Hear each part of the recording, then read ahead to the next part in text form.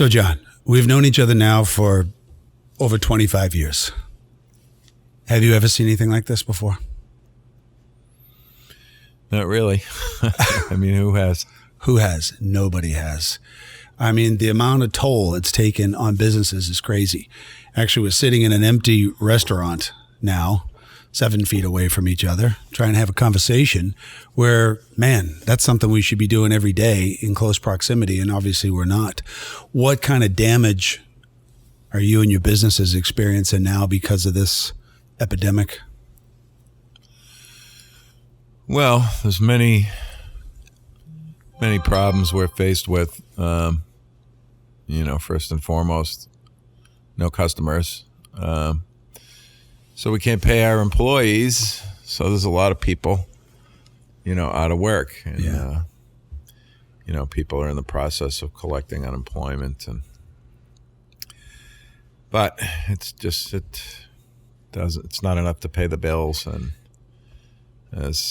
how many employees do you have, John? We have about 75, including, security and. That's between both restaurants? Yeah. Yeah. So everybody's gone. Everybody's pretty much gone, yeah. Can they come back? I mean, if this thing lifts, can they all come back, or will they be committed somewhere else? Well, there's no restaurants really open, so there's really nothing else you can do, right? I talk to the staff as much as possible because they're like, my family. Yeah. And try to keep them motivated and upbeat. And, I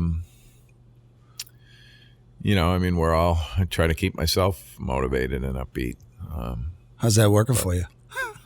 Well, it's hard. It's the not knowing, it's not knowing. And what do we know now as far as what you've heard lately about what's going to happen, at least for your business and other businesses in Boston? Well, I mean, we're looking at a May 1st. I think the president's got to speak to opening some businesses. And, of course, that's up to each governor. Yeah. And then May 5th, I think it is, the governor is going to make a speech. Now, New York has already extended their dates of till May 15th, which could change too, and ours could change to that as well. Or they may start the first phase of opening. And, the first phase, it's a step, but it's still not sufficient to make us viable. You don't really know what that's going to look like anyway, huh? Yeah, I mean, if we base it on what happened, St. Patrick's Day weekend, we had gone down to 250 for Friday, Saturday, and Sunday capacity. And we have a capacity of over 400. So, that would be nice, but not smart or healthy, I'm sure. Right. We don't really know yet what's going on with this thing, so it's hard to even know. But I'm sure that, like you and myself, we try to do right by people, not only for ourselves, but I'm going to be responsible for people around me. Yeah. I mean, on the 15th, the mayor had come out and said he was going to go down to 25 people capacity. That's including staff. And with an 11 o'clock curfew. So I imagine it's going to be something like that when they open. It's going to be limited. It's going to be spaced. It's going to be, everything's got to be sanitized and stuff, which we're very clean anyway. I mean, I wash my hands 50 times a day before this. Me too. So I'm treating patients, so I know exactly where you're coming from. It's constant wash and wash and wash. Yeah. When the mayor said that he was going to give you or potentially give 25 people to come into the business, is it his call or is it the governor's call? What do you know? Anything? I don't really. I mean, maybe they got to work together. I guess he's in charge of the city. I don't really know I don't know. You don't know. You know, I don't think anybody knows. The 25 thing is kind of interesting because it almost seems like he's just trying to get people to entice to maybe come out a little bit, but not let them rock and roll. Yeah, and safely, and see how it goes. It's an experiment, and then go from there. You know, it's not very encouraging. I wish I could be excited. I mean, I'm excited with any step that they can take to get us started to, you know, some normalcy. But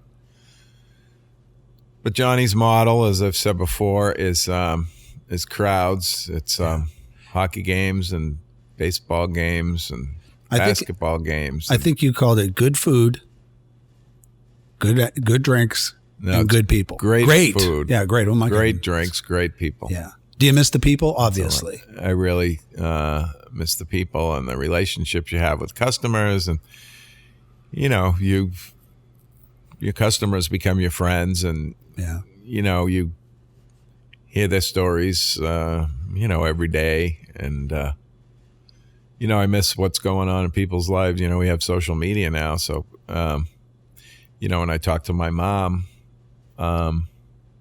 you know, she's lived through some of these things, World War II, and you know, some of the. And how's she doing now, by the way? Mom's great. Is she living on her own? Yeah, she lives in the house I grew up in, and my sister's gone in there. I was telling my sister, I said, you either got to stay or you got to go, but you can't come back and forth. Right. One or the other. So she decided to stay with her, but Mom's self-sufficient. And your mom's a hot ticket. She's good. I was speaking to my mom before I came down today. I was in the car with my son, and she said, "You're going to see John?" I said, "I am."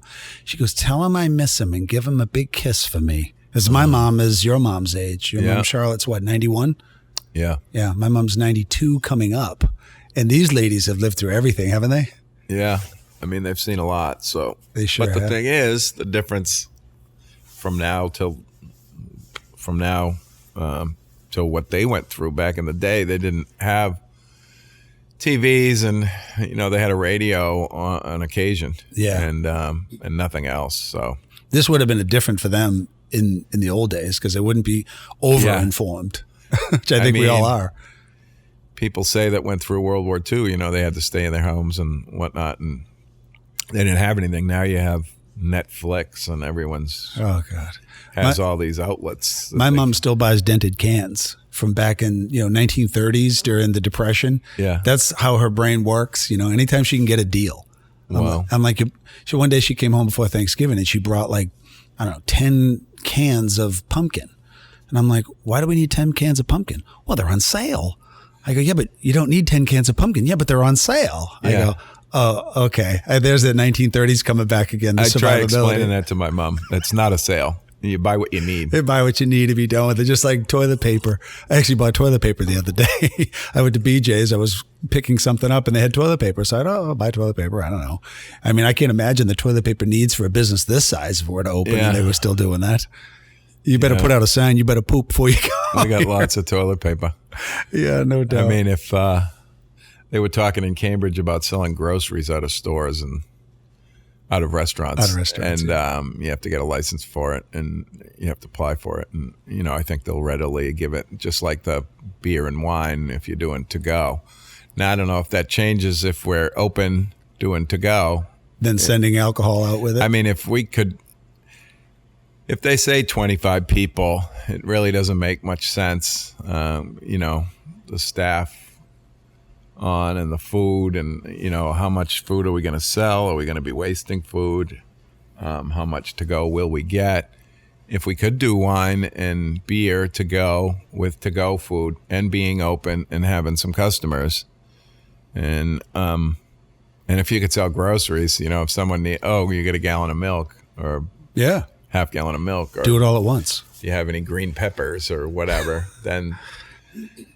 So what is might be something. Is that something that just came up? Because one of my patients told me about that yesterday and said that I just Boston, heard it yesterday. Yeah, I don't know if it's going to happen or not. I don't think it's in Boston yet. I think that was Cambridge and Somerville or something. I mean, what would you send? Beer out or bottles of wine? You can sell bottles or cans of beer and bottles of wine, or Oh. Yeah, I think that's it. I don't think you can do Jameson, your favorite. Yeah. I don't think it's in about a fifth of Jameson out there. But it does make sense that any way you can to keep the business moving. It would be nice to open it, wouldn't it? Even if there's only 25. I know it stinks that financially it's probably not in your favor to be open when you got food that might be spoiling. Yeah, I don't know if it makes sense. Yeah. We'll have to. Well, you've never tried it. Yeah. So, I mean, if you look around the neighborhood, there's a homeless guy over there on the steps, and yeah, he's hanging out. And there's not many people. So if there was businesses open, I mean, Au Bon Pond is next door to us, and they do to-go food every day of the year. Yeah. They're closed. They're closed. I just saw that. Yeah.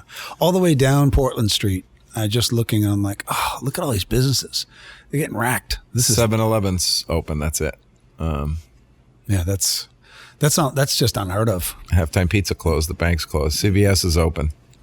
Nothing else is open. I mean, we could certainly appreciate your pain because most of this incredible business, both of them, are predicated on the sport industry, number one, with all those sports. And we were supposed to have some Bruins playoffs and Celtics playoffs right now. This would have been pretty awesome for you. Yeah. I mean, the Red Sox start up this time of year, and we have the marathon. Yeah. And then, it's quite often we're at Fenway during the day, and then, myself anyway, and then come over here in the evening. Yeah. And get ready for the playoffs, Bruins and Celtics. And our model is crowds, concerts, parties, functions, nightlife, brunch, all with lots of people. So both of these restaurants, I mean, obviously, I'm telling you, I've been to these restaurants so many times. I love them both. The food is amazing, but more importantly, I think to your statement earlier, it's about the crowd. It's about the people. I mean, you certainly don't want to go to an empty restaurant and, it doesn't make any sense. But when it's packed, it's awesome. And I'm like, there's definitely a difference in the vibe between Fenway Johnnies and West End Johnnies. You've got Celts and Bruins going on down here. You got concerts and, Red Sox games going on down there. A concert series, that should be happening all summer too, but that's not going to happen either for anybody. Yeah, I think they were up to 14, the most they've ever had scheduled. And did they cancel those? Nothing's been canceled yet. Lady Gaga was June 21st, and they've moved that to July 21st, I believe, and nobody's canceled. So, I mean, I don't think anything will be canceled until, it needs to be. Not the West End, but over at Fenway's, a lot of the people that actually perform come to your business. Yeah, we get a lot of people, entertainers, and I mean, that's kind of our thing since we've been open. I love how humble you are. Just some entertainers. Yeah, just the Billy Joels of the world. Well, we haven't had Billy. Come on, we'll get him next. He's coming. You've had some incredible, I don't want to say fortune. You've been who you are, and what you've created has really resonated all the way through this town. And certainly, I've been able to witness it all these years, and I'm like, these businesses, this one here especially, this one is awesome because some of the greatest memories with my son Lorenzo were here and my family. Obviously you remember this, but during the marathon bombing, the first thing that happened afterwards was the Bruins game against the Sabres. Were you there when Renee allowed everybody to sing? Yeah. What was that, an amazing moment or what? Yeah, it was pretty incredible. That was incredible. Very moving, and everyone, even the players, are crying. Yeah. I think of that day when I came here first. I called you in the afternoon. I said, John, I want to come in early today. You're like, listen, I got something happening here. It's the what do you call them? The season ticket holders. We're having a little shindig for them downstairs. Oh yeah. But you're welcome to come if you want, and you could join them. So Lorenzo, my son, and I, he was probably 8 or 9 with his jersey on and ready to go. We came down. We had pictures with, the what do they call them? The Bruins girls. We had a ball. So while we're on the way down there, then there's helicopters, and then there's armored vehicles. Yeah. And there's SWAT guys on the roof. I was like, it was surreal. I mean, this is surreal right now, but that moment, holy crud. Yeah, that was something. I had no idea how amazing that night was going to be. And it was always said, well, they lost the game. And I was pretty moved by the loss of the game because I'm a serious Bruins fan.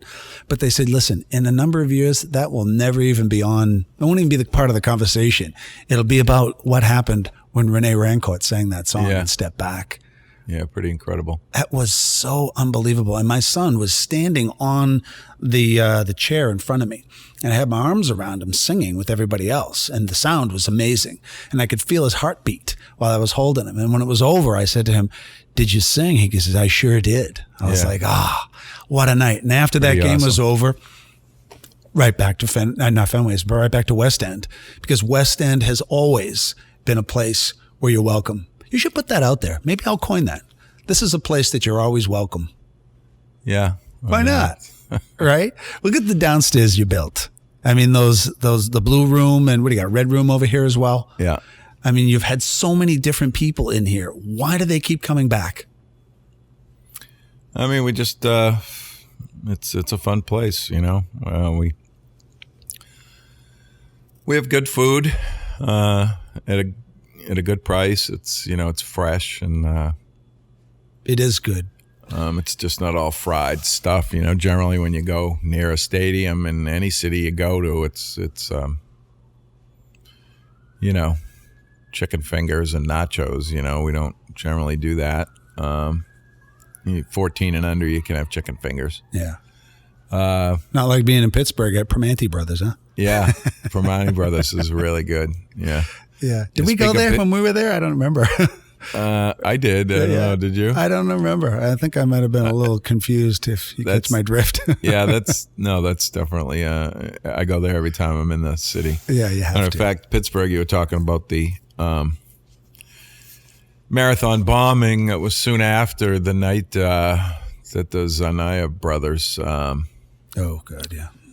Went on their rampage that evening. The Bruins were to be playing the Pittsburgh Penguins, and they were in town, and they were in lockdown at the hotel over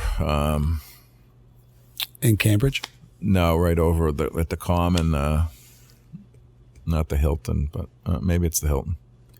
Right on the Common. Anyway, not Four Seasons, but the new one down by the Lowe's Theater. Anyways, it doesn't matter. So they were in town, and a couple of the guys were texting me and said, "What's going on? Are you at your restaurant?" I says, "I am. I'm actually doing some stuff. I'm here by myself. I had to go to the bank, and we were waiting to see when we were going to open. And there was a playoff game in, I think it was the Capitals were playing Blackhawks or something, and that game was on. And they said, "Oh, well, we're in lockdown, but if we could sneak out and get a ride over there, maybe a cab or something." Did they come? Could we hang out a little and watch the game? I was like, sure. So 3 or 4 of them came over, and we sat right here, actually, right in this very seat. Yeah.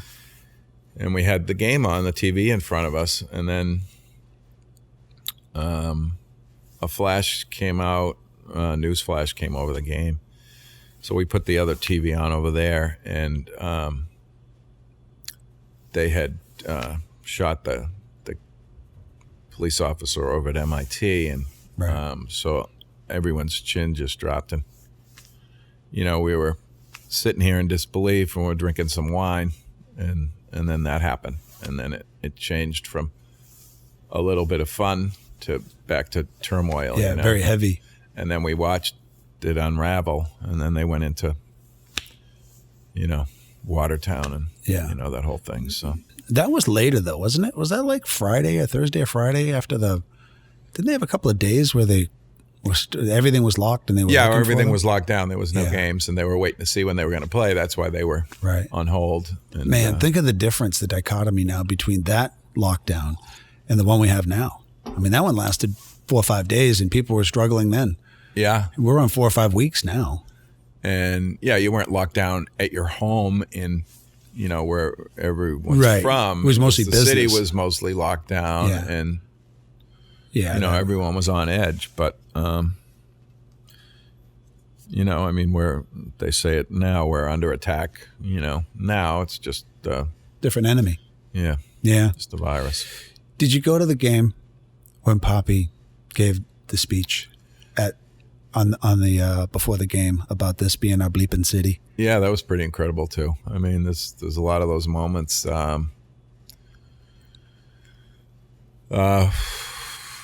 When they had the trophy and put it down on the marathon. Yeah.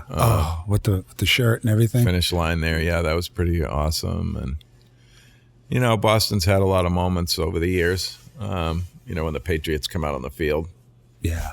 On opening day, you know, of course, your memories are after the tragedy, the next season of this team or that team, then everyone's memorializing and celebrating, if you will. Yeah. The memory of, you know, Boston Strong and all that. It was very powerful. I was so moved when Poppy gave that little impromptu I get misty F-bomb. Thinking about it now. Me too. I just I had to stop for a second and just let it pass. I don't even want to. I mean, that guy, if we don't love somebody, if you're going to love somebody in New England sports, you got to love Big Poppy. I mean, he's the guy. That when he come out and he said that, it was so heartfelt. It wasn't something that it sounded like he was, look, and I'm going to say this. He's just out there speaking to us. And, you know, they always say, like, when other athletes come in, or athletes come in from foreign countries and different environments, and they make Boston their home, they always say, like, you know, this is my home. This is great. You know, Ray Bork, he loves it here, and so does Chara. But when Poppy said that, like, this is our bleeping city, and he was now a citizen of the United States, I mean, I believed him wholeheartedly. Oh, yeah. I mean, people were crying. They was just like, wow, I think about it now. I'm like, yeah, I miss that. And so does this restaurant, right?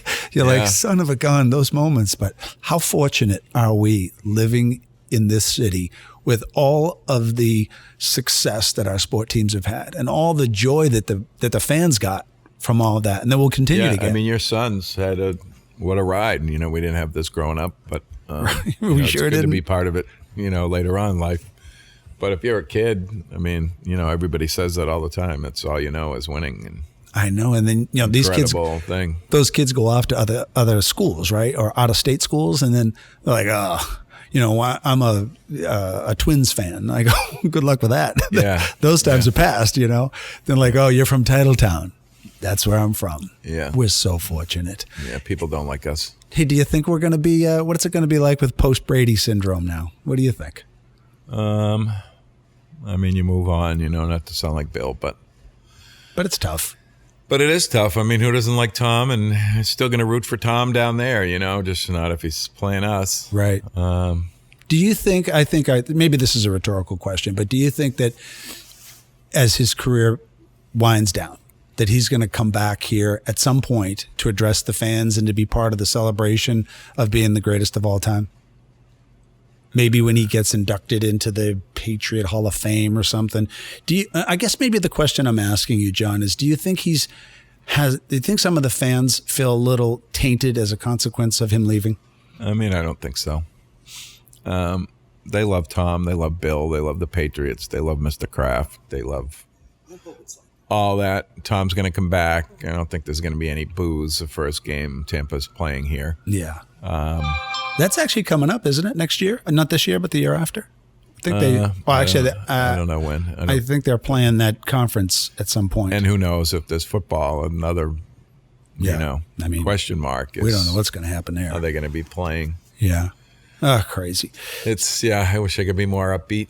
Yeah. It's just, you know, at least for my people at home, some people that don't know your story, you're from this area, obviously, but then you branched out to California. Melrose, yeah. Yeah. So from Melrose, you played football at Melrose. Yeah. By the way, throw out a quick how to do this to the boys because they did a great job this year, huh? Yeah, they won again. They won a state championship? Twice in 3 years, yeah. That's pretty amazing. Pretty incredible. How many games did you go to, by the way? I went to a lot towards the end of the season. The beginning of the season's tough because of the Bruins are starting up and the Celtics. And, you know, I went to all the playoff games, and Thanksgiving I go no matter what. That's I don't have to work Thanksgiving anyway. Right. What was their response to having you there? Did they love having you there? Because they saw you. I mean, you posted so much of their stuff. That's how I learned about the guys. Yeah, I mean, they're all my friends' kids or next generation, so to speak. Or the coach. You know, was a teammate, and his brothers are friends, and all of my younger friends that played. It's the alumni, and it's the next generation, brother. Yeah. But you're all teammates, no matter what year you played. Yeah. A good bunch of guys. It's kind of like a fraternity when you play a sport like that, like football. Yeah. Once you played football in Melrose, like I played in Hudson, you're part of. My son's there now. He's going to be a senior playing football there, taking after the old man. But he'll probably be better than me, which I hope, which will be great. But so, John, when you're out in LA and you come back here, you hook up with the Sox. What's that all about? Well, I wasn't sure what I was going to do, and being in sports for a short time in LA and being exposed to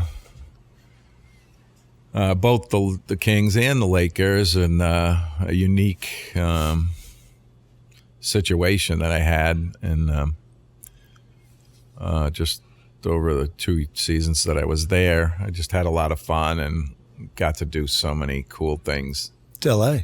The Playboy Mansion, and just fun parties, and every day there was someone else at the game, and you'd be in the Forum Club after the game, partying with everybody, Jack Nicholson or Muhammad Ali or whoever. It's like pretty incredible. Did you find yourself in rooms with some of those people? Oh yeah, you're right there, and part of it was pretty special. So how do you go from that all the way out to here? Well, then I came back, and I had an injury, and I decided more homeless people. Yep. Unfortunately. Neighborhood's quiet. Yeah.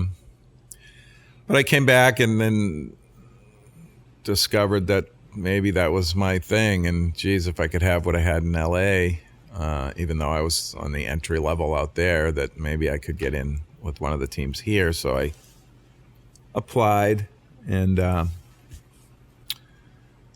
heard back from Johnny Busick, who was handling marketing and travel and whatnot at the time. And I still have his letter, and he's a good friend. And we've joked about that over the years. The chief. He didn't hire me. Right. And then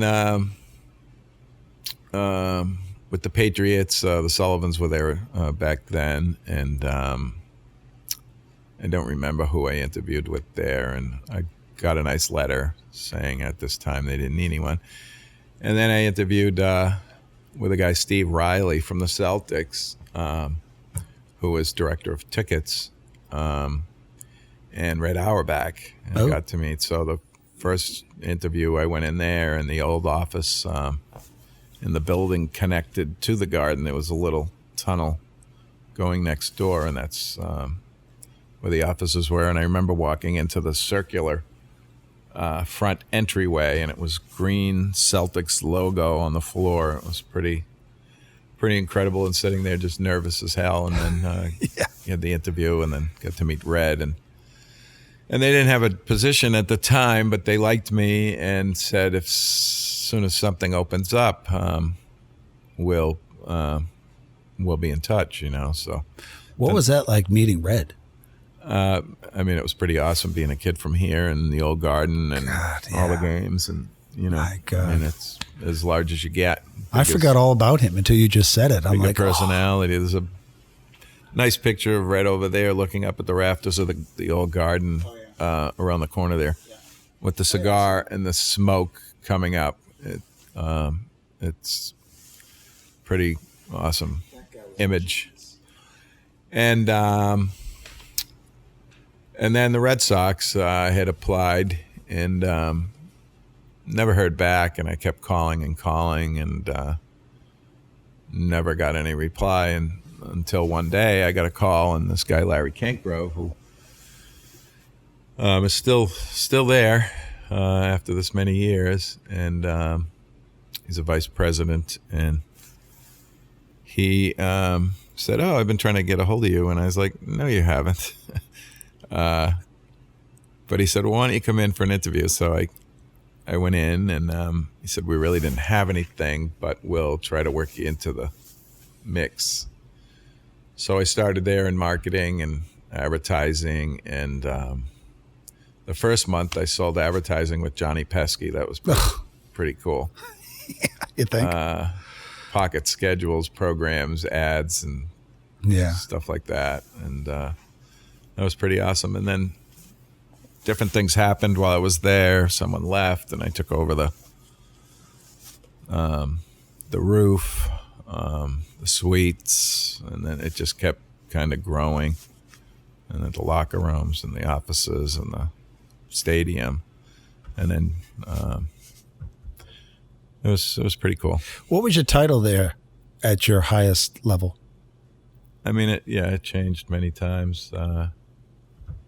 Property manager, I had functions, I don't know, it changed. You pretty much did a it bunch all. Of times, yeah. Yeah. I was very fortunate to, just walk in and visit you sometimes in your plush office. Yeah. Remember that beautiful office of yours? Yeah, it was pretty small. It's hard to believe a lot of these pictures were in there if you look at the old on there, pictures. sure, absolutely. I remember just sitting there. And for those who don't know, it was just a broom closet. Yeah, it was pretty small. It was pretty small. I've had so many people in that. Bobby Orr, Reebok suite was on the left side, and my office was there. And Bobby Orr would go down. It was L12 halfway down. It was prior to that, it was Nissan Bread. Oh, yeah. And then Reebok was in there, and they were special friends. And so Bobby Orr was also friendly with them, and he would occasionally have to get out of there. He's the nicest guy, the best ambassador for the game. Yeah. He'd never turn a person away for a picture or an autograph or anything. But, like everyone, you want to get away from it for a little bit. So he'd come down my office and be like, "Oh, you're in. You mind if I sit in here, That's awesome. And he'd come in and sit, and there'd be some of the kids working for me, and they'd be sitting on the floor or on the furniture, and we'd have the game on, and he'd be talking about whatever, and the kids are all like mouths open, just listening and going. When he asked them a question, people wouldn't be able to talk, and just a cool guy. Isn't he the most humble man? Yeah, I love him. My daughter and I were doing all this social stuff, and we were at home, and I have a puzzle, Bobby Orr, 1976. It had never been opened. It was in a canister. So I opened up the canister, and her and I worked on it for 4 or 5 hours till we got it done. And I'm going to mount it in my studio. My brother's got this way to do it. I'm like, Bobby Orr. Oh, my God. Yeah. The Big Bad Bruins, a little quick one for you. Big Bad Bruins back in the late 60s, right? 69, 70, and when they start making the run for the Cup. One of the gentlemen that's playing there is Tommy Williams. And Tommy Williams was a first American-born player in the NHL. He played in the 60 Squaw Valley Olympics when they won the gold. And so he was living in Hudson much of his career while he was raising hell down here with the Bruins. And he got traded the year that they won the Cup in 70. So he had a daughter that I was dating for a bit. And every Thursday afternoon, I would go to Tommy's house. And we'd smoke a big stogie out back by the pool. And he would tell me these stories that nobody was going to hear, right? Other than people who were in it. So I said to him, I feel a little off saying this to you, but I have the picture of Bobby, and I just want to know if you could get it signed for me, because Bobby Orr and Tommy Williams were very, very close, very, very close friends. I got some great pictures of them on the ice together. Bobby getting ready for a face-off, or not Bobby, Tommy for a face-off, and Bobby standing behind him. Really cool stuff. So he said to me, Pete, why don't we do this? Next Thursday, I'm meeting Bobby in town for lunch. Why don't you join us? And I couldn't control myself. I'm like, let me get this straight. I'm going to have lunch with Bobby Orr and Tommy Williams. He goes, absolutely. So I'm so excited. I tell the whole world. And tragically, Tommy Williams died that weekend. Oh my God. I didn't expect that. I didn't either. He had a heart attack. He was a wonderful, wonderful man. I loved him. He was just a man full of life. And when he talked about Bobby and the Bruins and the fights and the party and the victories, I was like, whew. And I think back now, I still have the Bobby Orr outfit. And if you remember back in like 69, 70 or 71, I have all of the equipment. I still have the helmet and all of the... I got the stick. You do too? Kid's stick, yeah. Speaking of sticks, he gave me that one there. That's Bobby's Victoriaville? Yeah, it's all taped and it's got his number printed on the number and name. It says 4 or on the Do you know if you ever used on it? the shaft. I mean, it's a little scraped on the bottom there, Yeah. but It's funny it's a cool when stick. my daughter and I And would, the tape is tarnished a little, so it looks like it's been roughed up at the end, right? maybe it was used in his Maybe. driveway. Who knows? With his kids or his grandkids. But no, it's a great. It could have been a practice stick or something. It's funny because it says Victoriaville, and when I had just finished that puzzle, I was looking for clues on how to put the pieces down, and I saw the LLE. And then it all came to me. You know, he wasn't using power sticks; they were using Victoriaville, and so was I. I was playing pond Like hockey. everyone, that's what was out there. That's what was out there. Christian was after that. And Yeah. Oh my I God. know. Just way too much fun. And you know, and I could probably sit here for 10 hours to all of the stories that you've had, but it all kind of comes back to the same thing. That you have always seemed to be, since I've known you for 20 plus years, you've been at the epicenter of everything. It's always been around you some way, or you've been in it one way or another. You're like, no, I don't think so, Pete, because I'm too humble. No, I don't know. No, I mean, I just like people. I mean, it's nice. You know, a lot of the people happen to be, entertainers or athletes or whatever, and they're good people. One of the reasons, West End and Fenway, I like having the Bruins coming in after games and for nightlife. And, I did this podcast with Bob Ryan and a few things that, I didn't get to say on there. Yeah. But like Peter, the owner of the Fours, was saying how the players used to come in back in the day, and many of those players' things are on the walls, and he said, that doesn't happen anymore. And I didn't get into talking about Johnnies now, but it's different.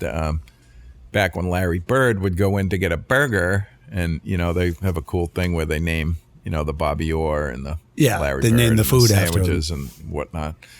And the players come in here for food as well, but they come in for the nightlife. So if there's a victory, that evening, and they go eat, because we're not serving food at that time when the game gets out. Yeah.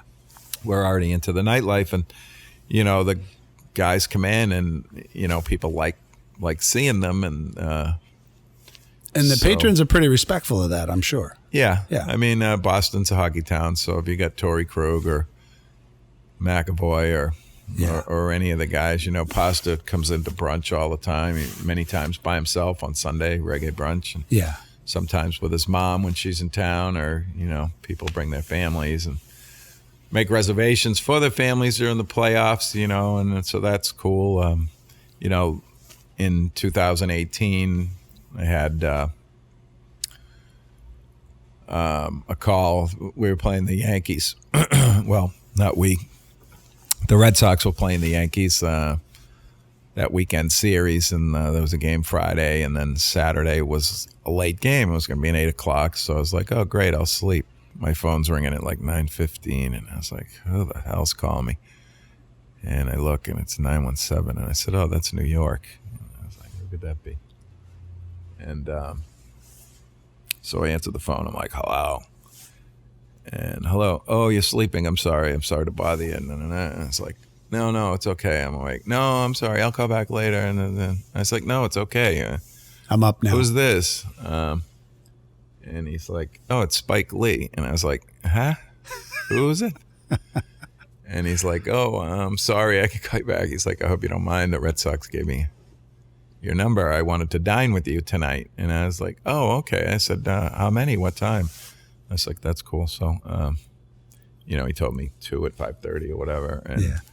I said, all right, cool. We'll see you this evening. So he came in, and I've never been a big fan of him just because of, he's such a big New York LA, Knicks. No, he's a Knicks fan. Oh, is he a Knicks fan? Yeah, huge Knicks fan. No matter if there was a story recently about that too, where they wouldn't let him come in an entrance down there anymore in New York. But anyway, so he showed up, and he was with a friend from another movie director from Martha's Vineyard or whatever, one of his friends, and they come in. So there was only 2 of them. We sat them back in the Hollywood area in the back, and They ate and had a couple drinks, and they were talking, and I had them sign the wall. You know, we have everyone sign the wall, like Bobby's painting right behind you there. Yeah. You know, all the guys come in every time there's a new Bruin or an old Bruin that hadn't been in. They sign it. They sign it. So you do that down the other restaurant too? And we do that. Yeah, we have the big WEEI billboard that used to hang up in Joe Castiglione's booths. Yep. So that's the thing. Everyone signs it. Matter of fact, Joe Castiglione had never signed it because it was in his booth, and so when he comes in and dined, the first time he came in, I had him sign it, and he said, "Can you believe it?" Joe Castiglione, his tagline, you know. Is he great or what? Yeah, he's just he's awesome. Incredible guy. I've known him since day one, too. Yeah. And I met so many good people back. But so Spike came in, and, you know, he just couldn't have been any better. He was really nice. And I said, "Oh, well, please, I said, I'd like to buy your dinner and drinks, you know." And he said, "Oh, thanks. You don't have to do that. I appreciate it." And he said, "Oh, now I know when I'm coming in for the Yanks games, I have a place. I know where I'll be going." Yeah. So I was like, cool. And then, so he signed the board, and he said, "The People's Republic of Brooklyn," because he's a proud Brooklyn. Yeah, sure. And D-A, People's Republic of Brooklyn, and he signed it Spike Lee, so that was cool. Yeah. And he couldn't have been any nicer. He tipped the girl $100. That's great. So that was cool. That's kind of like what this place has always been. Even when the Bruins come in sometimes and they just sit on the couches, just hang out, I'm like, yeah, that's cool. You know, and these guys are Canadians, most of them. They come down here and they're just regular guys like us. Yeah, foreign guys. And yeah, I like to see that. I mean, I think it's amazing, let alone all the philanthropy they do. You know, they help everybody. Yeah. We had, there was an early Celtics game, early afternoon game, so it got out like 8 o'clock, and talked to Scal, and I just shot him a text, and I said, "Oh, what are you doing in the early game? Why don't we, you want to eat?" So he was like, "Yeah, cool. I'll be over after." So they came over, and we sat on the couches, and you know, Scal's more popular than he than was anybody, back right? in the day. And yeah, he's in my commercials as well. I see him and Lou in your commercials all the time. Yeah, and yeah, we've had some good people in the commercials. But so he came over, and we were just sitting there eating on the couch, and you know, all the nightlife was starting to come in. The game had already ended, and so some of the fans from the game, but then kids that didn't even go to the game, they're all start coming in. So we call him Snapchat Scal. He sticks out though, doesn't he? And yeah, and everybody wants to Snapchat with him. You know, they want a picture and a quick vid, you know, or whatever. So is he cool about that? Cool. Oh yeah, he's like Bobby Orr in that respect. He's very good with fans. He's in his element, I'm sure, when he's with the fans. Yeah. Yeah. And you know, you can't. Back in the day, you know, Cam, being one of my best friends, we'd go out to eat, and you know, we'd be in a steakhouse, and literally in the middle of cutting a steak, and the woman would come up with 2 kids and say, "Oh, sorry, I don't mean to bother you, but," and I'm saying to myself, "Well, you don't mean to bother. You just led with that, but you're bothering, right? Like, why wouldn't you wait till after a dinner, or you know, before they sat down, or whatever, or when you see them get up, you know?" Yeah, just when he's about to cut into his steak. But so. You know, he was good too. But I just watched his you know, his induction ceremony was on Nesson, and then about his whole career. Yeah. I mean, I was there. I went to all the games, but I was in a different headset then. He was a tough son of a biscuit, wasn't he? Yeah, I was the first person, other than his agent, and maybe 1 or 2 people, like to actually meet him. His agent was Mark Peroni, who was agent for a bunch of my friends. Mark Kumpel from Wakefield was on the Olympic team and went on to play for the Nordiques in Winnipeg. And he called me and he said, "Geez, I got this kid that just got traded. I want to come to the Red Sox game." It was a Saturday game.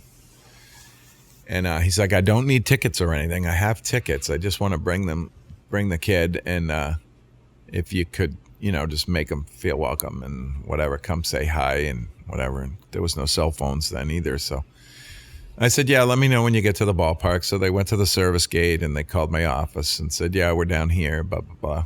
And I said, like, okay, I'll be down in a few minutes. So I come down and I met, and he said, oh, this is Cam Neely. And I'm like, yeah, how you doing?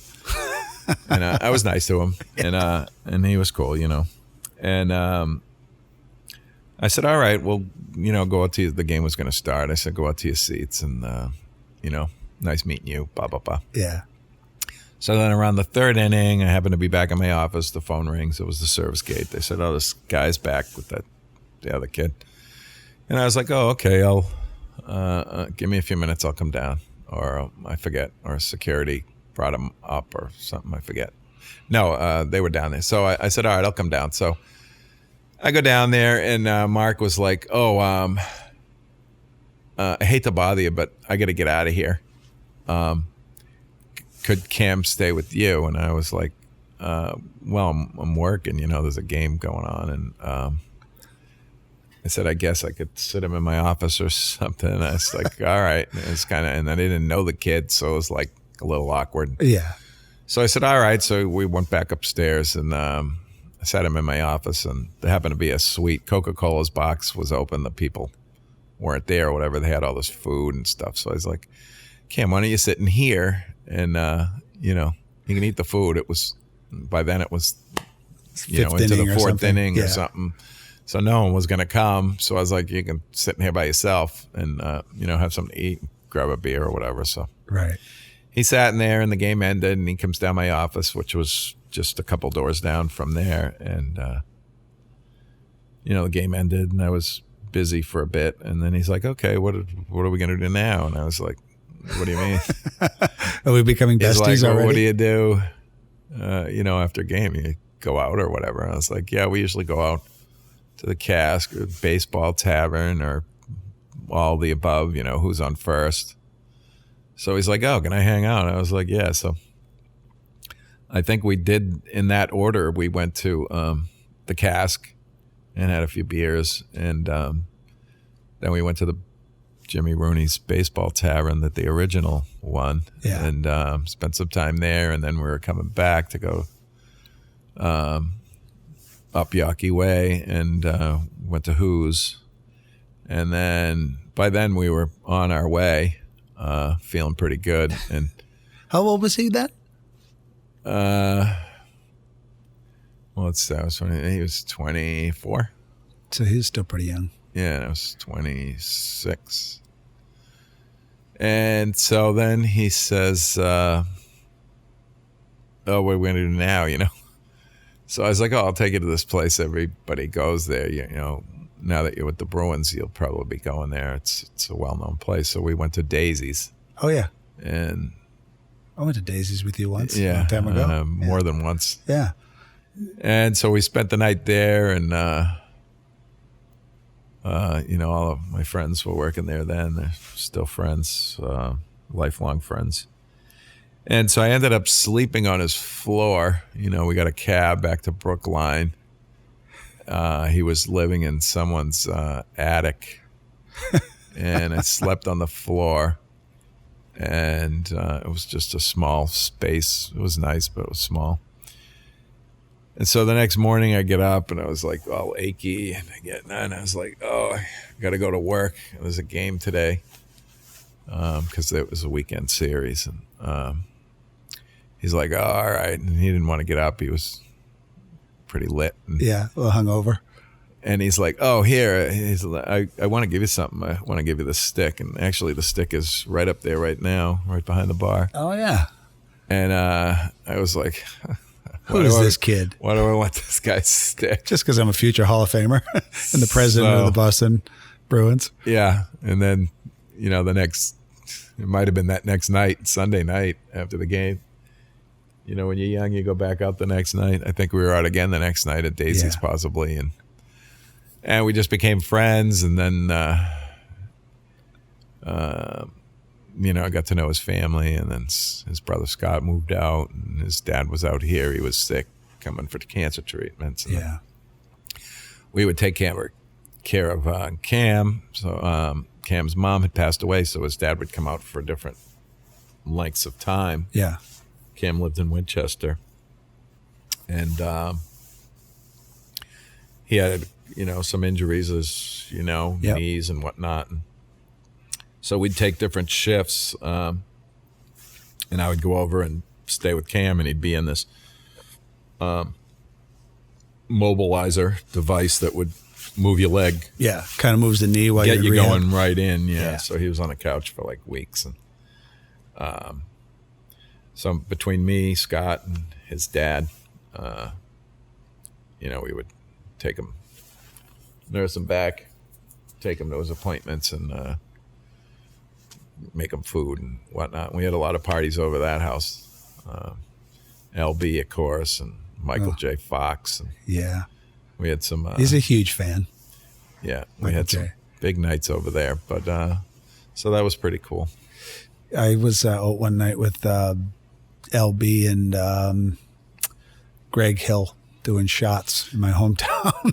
Just stumbled upon him. He's like, hey, I knew Greg because he was from the next town over, worked at the same gym, and LB was there. LB was so much fun. He's just like, what's up, buddy? Come on over, have some shots. I'm like, okay. Yeah. I think he's right there. His picture's right there. How about the Cam story, though? I mean, you really look at where the man has gone and what he's done also for this city. It's pretty amazing. Yeah. And you were there through all of that. That's some exciting stuff. Yeah, all his milestone games. And, it got so, I would use his tickets for like every game. And he had great seats. They were behind the home net, and they were the very last section of the loge, right in the middle. Yeah. So it was a milestone game, and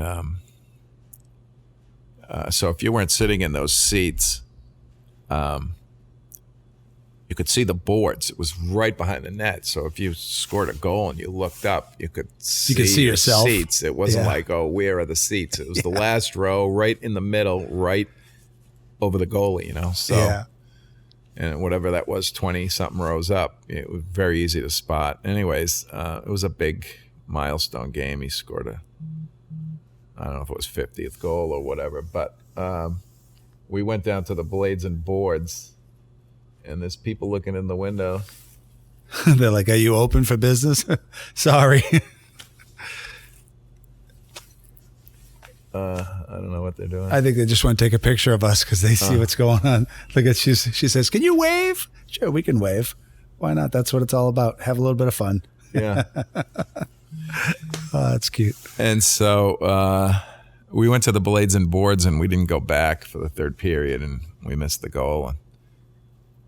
And so after the game, we're downstairs, me and one of his chums from back home, and we're like, oh, he come out after the game, and we're like, oh, that was awesome. Just incredible, wasn't it? He's like, what are you talking about? We're like, what? Like, you didn't see it. You weren't in the seats. I'm like, what? What? He's like, I looked up. You weren't in the seats. I'm like, we saw it on TV, though. Yeah. He says, I was We're getting in the the beer. Blades, and we were down in the club. We didn't come back up. That was the old garden. And he's like, you bastards. I remember the old Boards and Blades. You and I had gone to a game one night. It was in the cold winter months. And we went to the game. We wound up getting reseated down low, and we wound up in the Boards and Blades afterwards. And it was just getting started. And I go up to the bar to get a beer, and there's like some cameras like they are here next to me, and there was nobody there. And all of a sudden, two men came down and sat down. It was Heinsohn and Kusi. And I was there alone with them. And I'm like, can I shake your hand? They're like, sure, young fella, come sit up here. I was sitting there thinking, this is awesome. Holy moly. Those legends, when they just show up, it's like, what? Yeah. As a matter of fact, the picture right there, good friend Mike Gorman, voice of the Celtics, and Tommy Heinsohn, we had their 30th anniversary. I don't know if you're aware of it, but they're the longest running tandem in sports, longer than John Madden and Pat Summerall. Really? Yeah. So now that was the 30th, and that was like 6 years ago. So then they're still going. They're still going. So Tommy's a painter, isn't he? Pretty incredible. And I guess so. He's into something. A lot of people paint. George Bush Jr., which is another story. Yeah. But they had their party here that night, and Tommy stayed and had beers with the staff, and Another just awesome. decent guy, you know. Talking to people. I went Old to, school. I think it was Montreal series against the Bruins, early 90s, 91, 92. I can't remember what year it was. And so I go to the game, and I'm with this girl that I had been dating. She was the daughter of Tommy Williams again. So Tommy got us the tickets in the loge. We're sitting there having a great time. Me and my buddy Mike, he was with us. And Robin looks at me and says, "Oh, there's Milt. Let's go say hi." I'm like, "Milt? Like, not Milt, like Milt Schmidt." She goes, yeah, come on, let's go. And of course, she knew him as a little kid growing up as one of the kids of one of the big bad Bruins that he was coaching or dealing with at the time. So I went down and I meet this man out of nowhere, and I'm like, again, I'm speechless. I'm like, "This is Milt Schmidt, man. What are we talking about?" So back in the old Garden, they had the Alumni Room. Now they have the Alumni Booth where you can watch the game, and it's on the top level, 9th floor. You know, great vantage point. Yeah. But back in the day, in the old Garden, they had the Alumni Room, and it was very small. It had a bar. This guy, Frank, was the bartender in there. And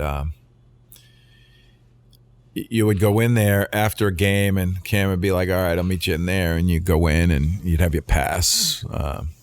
And you'd be in there with Bobby Orr and Johnny Busick and Derek Sanderson and any of those guys. And Rocket Richard, you know, if there was visitors, visiting players in, but just, you know, Terry O'Reilly or whoever. Yeah. Anyone would be in there, and it was just so small, and literally the cases of beer were like stacked along up. the wall. It was a small room. Yeah.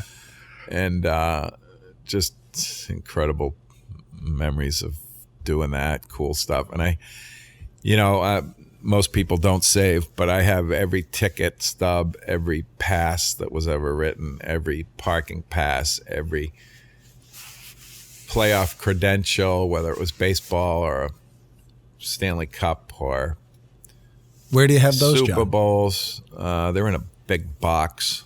I have a big box at home. Box. Every concert I've ever been to, everything. Yeah. I've kept it, other than,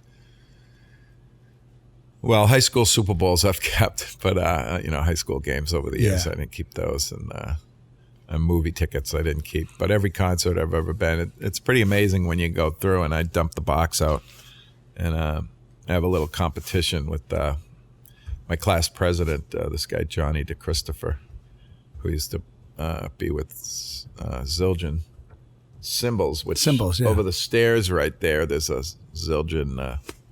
Johnny gave me. It's signed by Aerosmith. Oh. Symbol right over the stairs, right around the corner here. And so we had a little competition.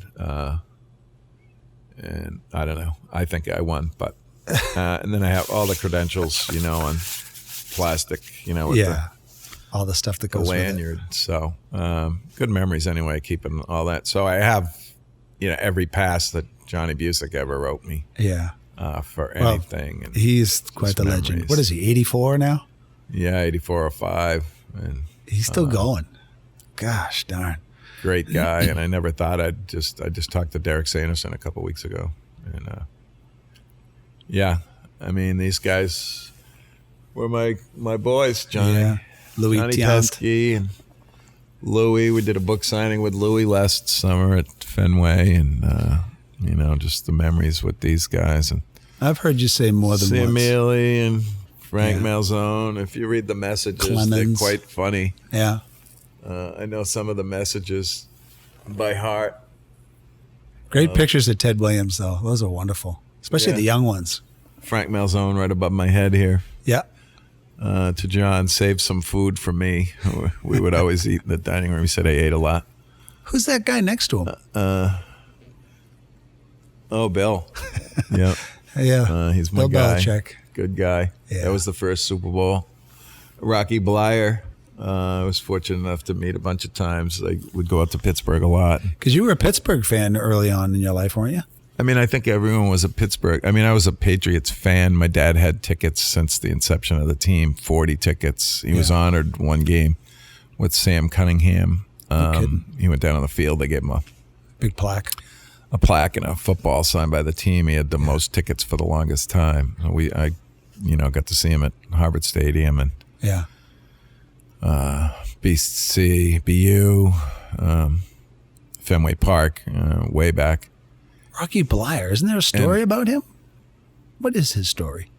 Well, he was a Vietnam veteran, got injured, wasn't supposed to walk again, and ended up, going to a couple Super Bowls. So he was roommates with Jack Lambert, and he said, so when he knew I had known Jack, I got to know Jack a little through the Steelers, and another friend from Pittsburgh was friendly with him. And he said, take down Lambert's picture. That was his message, so... Yeah, they're all just somebody's brother, It's like they're all kind of goofy and crazy. The first night you and I met was at the Orpheum, and you were with Cam's brother. Yeah, Scotty, yeah. I was with him a couple months ago. Yeah, I think I had to follow you home that night. Oh. You needed a little help navigating your way back towards Melrose. Wow, could be. And then all this memorabilia was in your apartment. Before Ubers. Yeah. And I walked in, I said, what the heck's you got in here? Yeah, Extreme, they're up around the corner. Around the corner, yeah. And then there's one, we're down on the parquet. Gary was going to sing. National Anthem? Yeah. If I'm not mistaken, I think I arranged that. He hadn't sang for them, and I got him in, and we were down on the parquet before. And we got a nice picture, and it's over there on the wall. Don't you have a great singing voice, John? Why don't you sing the National Anthem? Yeah, not so much. Not so much. That's not your thing. Sang at Daisy's late night with everybody. I've seen some of that. My mother laughed. I think I mentioned earlier that my mom said hi to you because she loves you, but she said, I can still remember him. I got pictures of him at your wedding singing and dancing. I said, yeah, that sounds like John. You had a little somebody you had your eye on that day. A little Bobby haircut. She was cute. I was like, John, you had a ball that day. Matter of fact, you had to have somebody open Fenway, I think. Maybe Glenn or somebody at the time. You're like, okay. Because you kept saying to me, I don't know if I can come because of, we got a game. It's on Saturday. But you actually did come, had a great time, and then off to the park you went. It was probably late. Yeah, maybe. Yeah. One thing that I've really, if I can throw a little bluster at you, it's that humility is powerful, but you seem to deliver it in moments that make the little guy feel like he's somebody. And that's really awesome. Do you remember last year when you allowed my daughter and I to take pictures of your World Series ring? That was one of the coolest things. And she was blown away. And then when I posted it, I didn't tell anybody where it came from, but they were like, oh my God. There were so many people hitting that saying, where did you get that? I'm like, that's the kind of stuff you do. My friend Shoney, this big guy, he came out to visit me, and you and I had partied with him at one point. And I said to him, I got to go to a seminar. So you're going to the game. So you got him a ticket to the game. And off he went by himself to a Red Sox game. As the game got over, he met up with me. He goes, you won't believe what happened. What? I spent the whole afternoon with Peter Gammons. I go, Peter Gammons? What are you talking about? He goes, yeah, John came down and said, come on, there's nobody in the booth upstairs. Why don't you go sit up there? So I got up there. There was no one there. I walked out onto the outside edge, and there's a guy sitting there. So I sit down, I look over. It's Peter Gammons. He goes, we sat there for 4 or 5 innings talking about baseball and all kinds of stuff. He goes, what a time. He goes, hey, that John's all right. I go, yeah, he's definitely all right. Yeah. Yeah. Okay. It's that humility. And I have to say that over and over for people who are listening who may not know you as well as others. It's that sense of humility that you will help anybody at any time, as you got that loyalness to you. And it just resonates. And I believe wholeheartedly that's why these businesses have gone as well as they have, because people come in because of the great food, because of the great alcohol and the great times. But everybody that knows you is looking for you when they walk in the door, especially my kids. Sunday brunch, we came here for the reggae brunch. Yeah. They were so excited. My daughter was like, I got the best photos with her. The more laughs, we got up and we danced. If you haven't experienced reggae brunch, man, you definitely got to get down here and do this. Yeah. I look forward to having it again. Yeah. Hopefully. Well, I can, obviously you and me both, we're business people. I've been in my business 30 years, and it'll suck the life out of you when somebody or something threatens it, obviously. Yeah. But we can really get caught up in our head with that. And, I'm happy that we had a chance to sit here and just talk about stuff that's happened in our past. That's good. It has meaning. And I think people at home will like it. Better times, maybe. Yeah. And how many more times are we going to have when we get past this? Yeah. Johnnies is going to rock again. The Bruins are going to win another cup. The Celtics will win again. It's just repeat. It's like put it on repeat. Somebody's going to make this happen. So yeah, we certainly hope so. It's the longer it goes, the harder it is. I'm always optimistic and positive, but yeah, there's some things you just can't control. Nobody knows how far this will go, and we need people, and if we don't have people, it ain't going. Tough to. Yeah, I hope that. And I don't hope, I know this is going to happen. It's just going to be a nice warm day somewhere in the next couple of months. This is going to start to be behind us. We're going to party again. We're going to turn the music on, get the lights going.